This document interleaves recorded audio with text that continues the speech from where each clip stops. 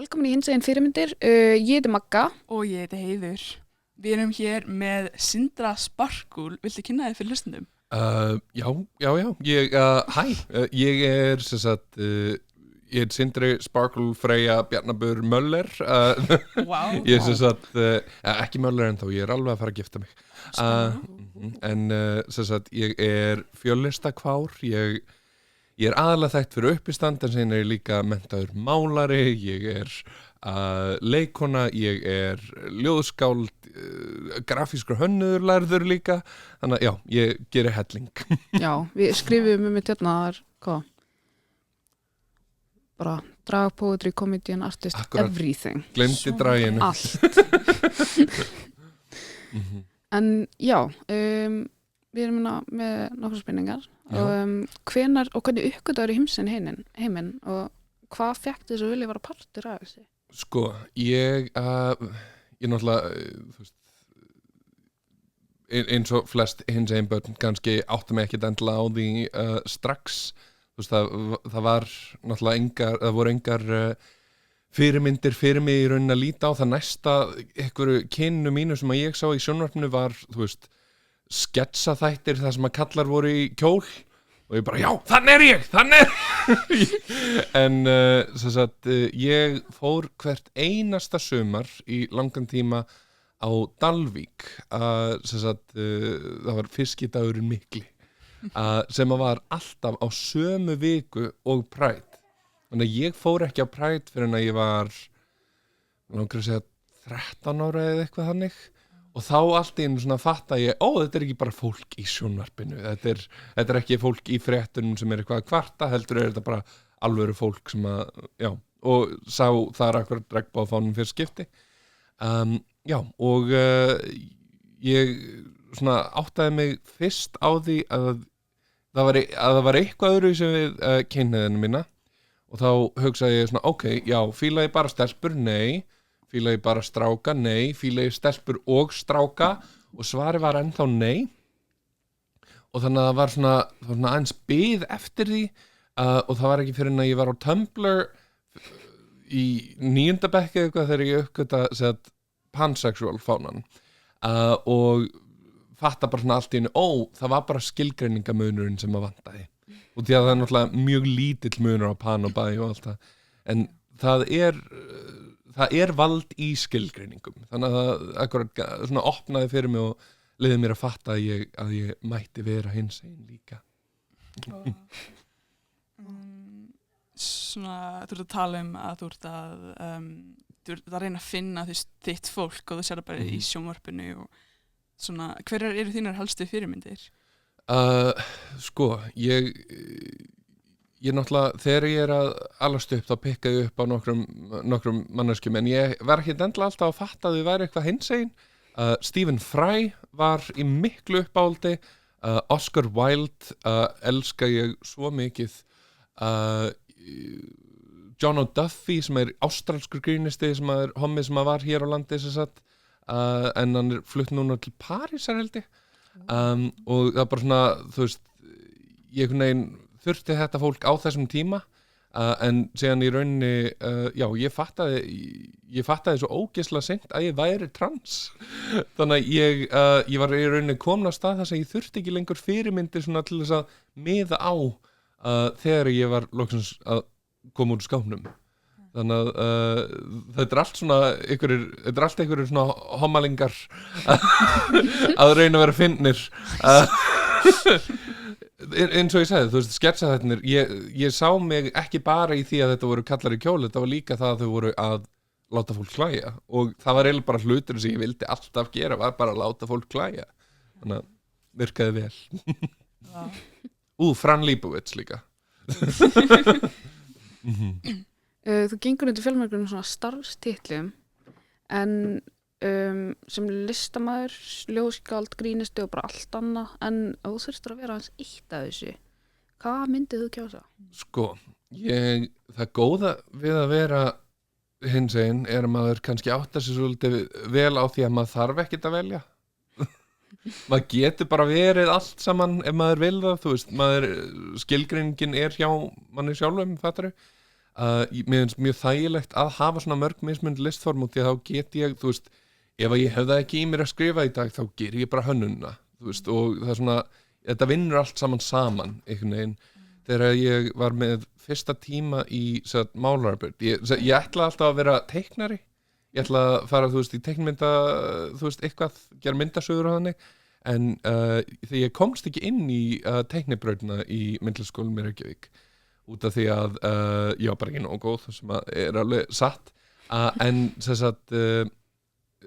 þá fer ég í málararbörna í staðinn og fyrsti tíminn þar, þá sagt mig, nei, þetta er of illustratíft.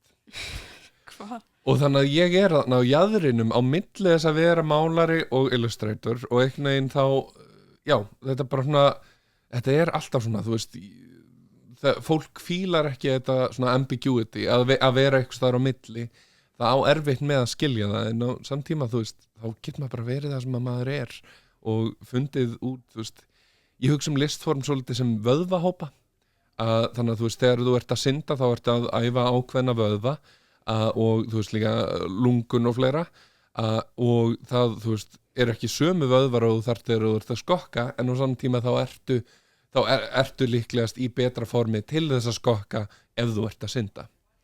Þannig að þú veist, þegar maður er með alla þessa mismundi vöðvahópa þá getur maður svona hoppa á milli og gert það sem maður vil. Nei, ég skil. Þannig að eitt styrkir annað. Já. Já, gott að hafa þetta frelsi líka alltaf að gera marga hluti.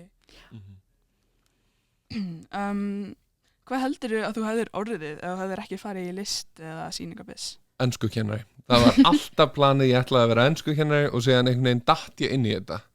Bara allur listferill minn hefur verið bara að ég dett inn í hluti í rauninni. Segðu mér af hverju? Ég veit það ekki, þú veist, þegar ég var núna í skammaþreiningum í Borgarleikhúsinu og þú veist, ég með enga í rauninni leikreynslu en svona fer rekst á hann Bjarna Snæbjörns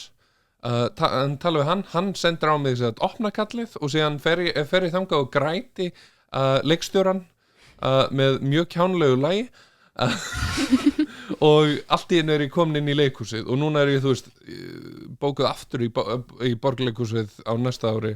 á þessu ári þannig að þú veist, einhvern veginn hefur þetta bara svona rúllað Það gerist. Já, ef maður er bara opinn fyrir hlutum og ef maður er bara næst þá einhvern veginn er fólk ógeðslega opið fyrir því bara lefa maður að gera eitthvað. Ég nefnir að þú ert algjörlega frábær. Ég sá þig, varstu ekki í leikritinu Ég Jóhanna? Jú. Það var geggjað að sjá þig. Svona ágreins. Takk fyrir. Þetta var mjög erfitt ferli út því að ég hef aldrei þurft að leika mannskju sem er svona langt frá mér og það var að ég fann fyrir kynama. Þetta var fyrst skipti sem ég fæði að leika konu og ég finn fyrir kynama út af því að þetta var bara svona ekki típan af konu sem ég vildi vera. Ég skil það vel, já. Bara svona turf, leiðileg kona eitthvað sem bara traðkar á öðrum og eitthvað. En ég hafði samt mjög gaman að þessu. Og það er ein sýning og ég er ennþá, mér hlakkar svo mikið til að öskra og hlaupa upp sviðið. Það er uppáhaldsparturinn minn.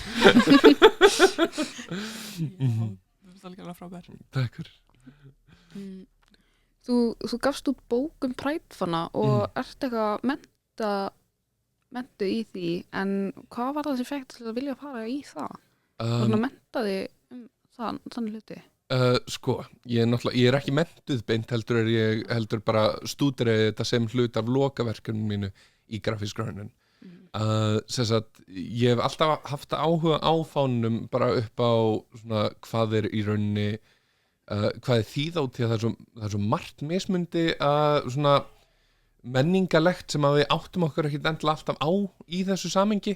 og ég uppgötaði í rauninni grafíska hönnun í gegnum TED Talk sem að sem var eftir Roman Mars sem að gerir geggjað podcast meta já, og þar er fyrsti þátturinn sem ég sé er vexillology, the study of flags og einhvern veginn þannig að ég er alltaf búin að vera með svona aftan í helnum að mér svona af hverju er ekki búin að taka þetta eitthvað saman og síðan þegar ég fer að skrifa lokaritgerðina mína fána hinsegin fána, þá áttaði mig bara á því það enginn búin að taka þetta saman söguna bakvið á þess að það einhverju fólki sem býr til svona langan lista á eitthvað, en það ekki sett neitt svona gildi á hverjir að skipta miklu meira máli, hverjir eru svona sýnilegastir og hvers vegna þeir eru eins og þeir eru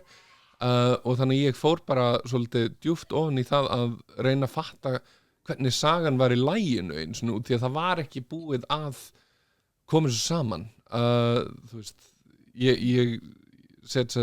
bókinu upp í 6 mismunandi bylgjur sem að koma svona í rauninni svolítið back to back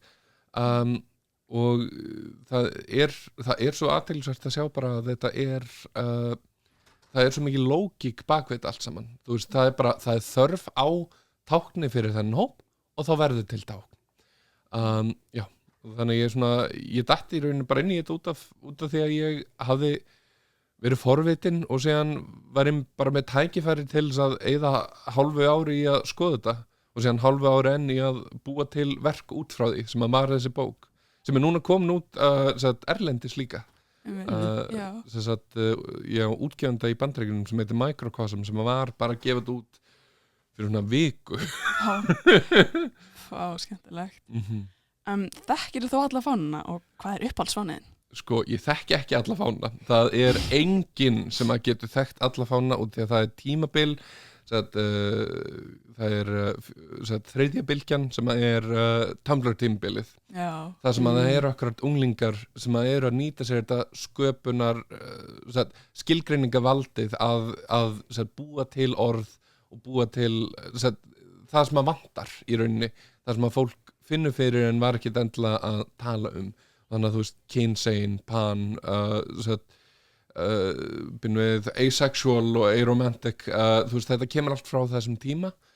og þannig að það kemur alveg hellingur en þetta tímabil í rauninni hætti aldrei og þannig að það ennþá fólk að skapa á hverjum einasta degi marga fána og ég var með 15 gigabæt af fánum á tölunum minni þannig að það var ekki séns að þekkja þá alla en ég þekki þessa helstu og ég þekki skilgreiningarnar á þeim eiginlega öllum þannig að já, það bara svona ég lagði aðeins svo mikið í þetta Segðu mig hver uppáhaldsfániðin sko, mér persónulega finnst lesbíufánin fallegastur mér finnst transfánin fullkomnastur ég elska hann, já en panfánin samt svona, hann svolítið sérstakur fyrir bara út því að hann var fyrsti sem ég fann og líka bara hann svo einstaklega svona þessi litir eru svo ótrúlega saturated og bara mér finnst svo fann að þetta svona þú finnur fyrir því að það var ung mannskja sem bjóða til sem vissi ekki einu svona þetta að cyan, yellow og magenta eru prentarleitinir sem hægt að blanda í alla þannig að pan á ógeðslega mikið við en nei, hann vissi ekki þetta þannig að það var bara, já, bleikur stelpa, blár strákur og gulur kvár, já, flott mér finnst það svo fyndið, en já ég held að hann sé svona uppáhalds allavega núna og síðan elska ég að hata gamla dragfánan hann hræðilegur hann lítur út eins og Hitler og RuPaul eignuðust barn hann lítur svona rittaran og svona Playmo-setti já, 100% já hann sem sagt já, hann var hannaður af manni sem var lélegur hönnuður og gerði 4 mismundi lélega fána þannig að já, ég fíla hann ekki en ég elska að hata hann hver þín upplifun á hinsegin menningunni á Íslandi?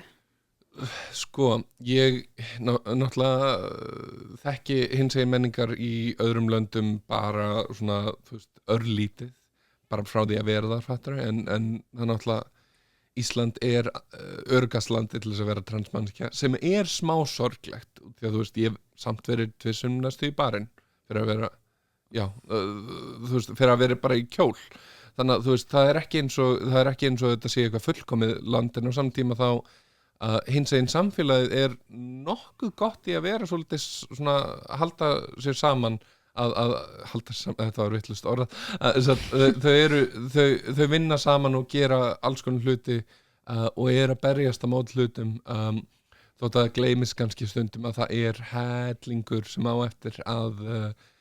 klára og laga í samfélaginu þannig að ég man svo vel eftir því þegar ég byrja að fara á Pride þá var þetta náttúrulega bara fjölskyldahátíð og það ennþá smá svolítið þannig að þetta fólk mætir út því að það heldur bara já ok, skemmtilegu dagur og eitthvað þannig en það gleymir svo mikið að þetta verður að vera mótmæli út af því að það svo margt sem í gangi Algjörlega. Hvað myndir þú segja við yngri Sindra? Sko það finnir að ég held að það sé lítið sem að ég hefði getið sagt þú veist, vertu þú og eitthvað þannig, þú veist, það svona þessi stereotypísku hlutinir að þeir einhvern veginn bitu aldrei á mig, þú veist, það bara þeir svona bánsuðu af mér út því að ég heyrði bara í klésjuna en aðal hluturinn bara að segja mér að sjá sjálfa mig út af því að ég á það til að ég fresta hlutum alveg svaklega og ég segi sjálfur mér, þú veist já, ég get séð þetta seinna, þú veist, ég þarf ekki að fara að tekka bremsunum á bílnum mínum og síðan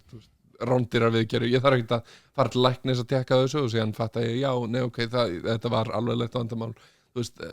ýmislegt svona og þetta var að miklu leyti ástæðan okkur ég fattaði ekki að ég væri trans vegna þess að ég var bara svo tilbúin í bara, já, nei, þú veist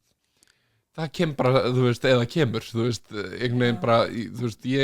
meðan trans sem orð vera svo þungt það, sem sagt, já, að vera trans það þýtti að lífið eitt var að fara að vera erfiðara og þannig að ég get bara verið kvenlegur strákur og ég get bara verið í blómóttum skyrtum og eitthvað og séðan fer ég út einu sinni í kjól og þá er ég næstu í barinn og það svona, þannig að ég fattaði allt í einu svona, það skiptir ekki máli hvort að ég að skilgreina mig sem, þú veist klæðskipting eða kynsegin eða þú veist bara hvað sem það sem skipt máli var að þetta fólki náttúrulega að fara að sjá mann eins og maður og þá verður maður bara berjast fyrir því að fá að vera til maður getur ekki bara sleppt því að skilgreina sig og komist upp með það út því að heimurinn að fara að skilgreina þig þá í staðinn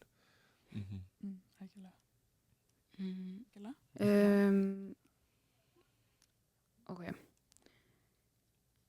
okkur var sagt að þú safnaði ekki Pokémon-spilum en hver uppáhalds Pokémon-iðin? Ég ekki með hann á mér en ég yfirleitt alltaf með svona eitt spil sem sagt ég á nokkur uppáhald sem sagt það eiginlega mest svona Garchomp, Mega Gyarados, Noivern, Kingdra þetta allt svona einhverju skrýtnu drekar með eitthvað svona skemmtilegt koncept bak við á, Dragapult líka það er svona, það er eitthvað við bara, þú veist, drekar eru cool og sem gerur það að flugvél og mér finnst það eitthvað bara, fun Ná, drekar Já, það miklu leyti Ég ætla að spyrja aðra spurningar Þú uppgöður tímavél, hvert ferðu og hvað gerur þau? Því miður þetta svar mitt svolítið leiðilegt vegna þess að ég trans Já og það eiginlega engin staður sem hægt að fara á sem betri en akkurat núna þannig að ekki nema að ég væri alveg til í að fara til Parísar á ákveðnum tímapunkti og tala við Oscar Wilde og fleira fólk ég væri líka til í að ég væri til í að sjá The Weimar Republic þar sem að Hirschfeld Institute og allt það byrjað og allt í einu svona ótrúleg svona fyrsta skref í áttinni að það að skilja að transfólk sé bara fólk en já, það svona afskaplega lítið sem að ég myndi vilja frekar en bara akkurat núna nema aðeins betra Skil það vel Takk fyrir að koma Takk æðislega fyrir mig þegar ég fréttaði þessu þá táraðist ég svolítið vel Já, svo, ég græt mjög lítið en ég tárast oft þannig að takk æðislega fyrir mig